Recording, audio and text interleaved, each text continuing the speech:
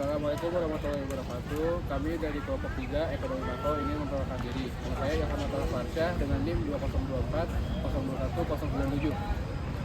Saya Indri Mutia Hafida dengan NIM 2024 021 052. Saya Melvina Damayanti dengan NIM 2024 021 047. Saya Lutfia Zahira dengan NIM 2024 021 063. Saya Gita Gali dengan NIM 2024 021 051. Udah gitu doang? Enggak, penutupan. Aduh, Nah, kemudian untuk yang soal A, equilibrium perekonomian ini terjadi ketika kurva permintaan agregat atau AD bertemu dengan kurva penawaran agregat jangka pendek atau SRAS dan kurva penawaran agregat jangka panjang yaitu LRKS. Dalam jangka pendek, kurva AD dan kurva SRAS bertemu untuk mencapai equilibrium pada tingkat harga tertentu dan output yang sesuai. Kemudian dalam jangka panjang, kurva AD bertemu dengan kurva LRKS pada output yang potensial. Pada titik A, perekonomian berada dalam equilibrium dan pada titik ini jumlah barang dan jasa yang diminta sama dengan jumlah barang dan jasa yang diproduksi pada tingkat harga yang stabil.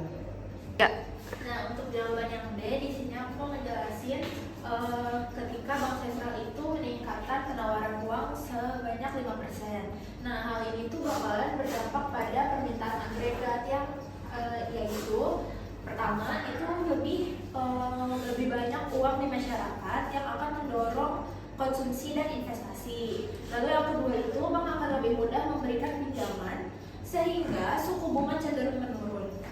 Penurunan suku bunga akan mendorong investasi. Nah, dalam jangka pendek, peningkatan penawaran uang oleh bank sentral itu akan meningkatkan output dan tingkat harga serta menstimulasi perekonomian. Tapi kalau dalam jangka panjang, efeknya itu cuma akan berupa kenaikan tingkat harga, sementara outputnya itu akan kembali ke tingkat potensialnya.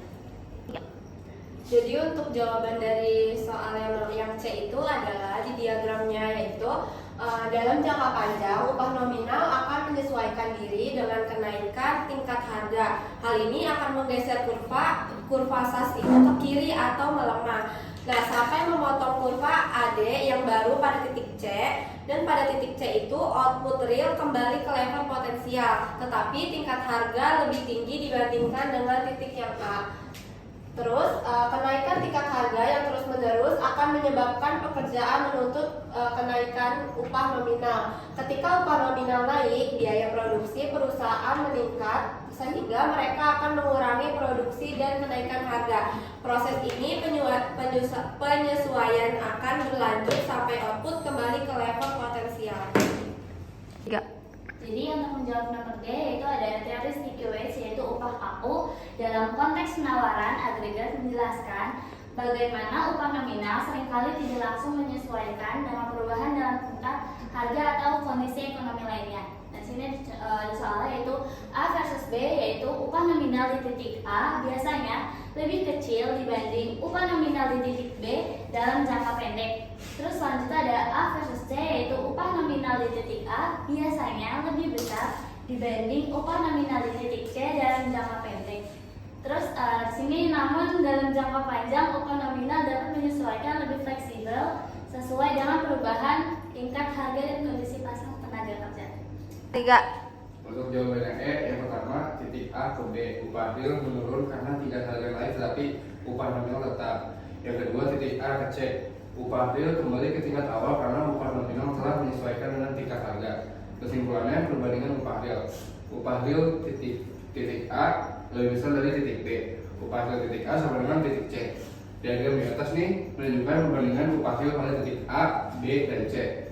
Titik A, upah real di awal dinormalisasi sebagai 1,0. Titik B, upah real menurun menjadi 0,8 karena tingkat harga naik, sementara upah nominal tetap atau sticky wage.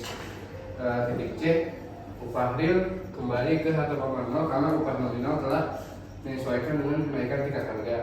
Diagram ini mencerminkan efek teori sticky wage dalam model penawaran agregat. 3. Sekian presentasi dari kelompok 3. Terima kasih. Wassalamualaikum warahmatullahi wabarakatuh.